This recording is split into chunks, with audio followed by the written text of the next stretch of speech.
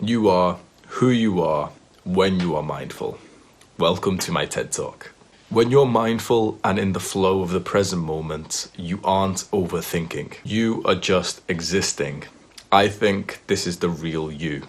For example, I would say the real me is when I'm enjoying myself, talking to others, exercising, and in the flow of a creative project. That's when I'm mindful of the present moment. If you saw me during that time, you would think that I was a happy, positive, social, confident guy, which honestly I do believe I am. If you saw me whilst I was deep in thought, you would have a completely different opinion of who I was. When I'm not mindful, I'm sometimes overthinking. I'm negative, critical. Sometimes I'm terrified of other people, feeling like I'm in danger. But that's not me, that's just the thoughts that I have. If I held my thoughts as my identity, which I have done sometimes, I wouldn't be as happy. But think about it, our thoughts cannot define us because otherwise we would all be in prison. We all have some weird, messed up thoughts sometimes. I think that's because of the amount of information our brain has processed. All of the things we have seen and heard and read in our entire lives are stored in there.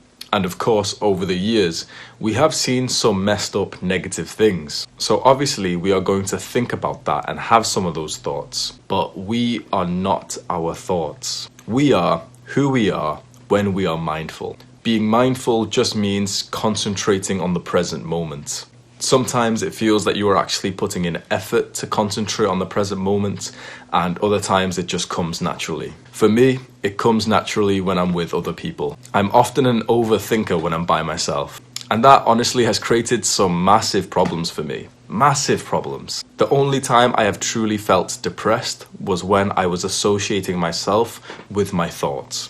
It was only when I read that your thoughts do not define you that it all changed, it all made sense. Of course your thoughts don't define you. What defines you is who you actually are.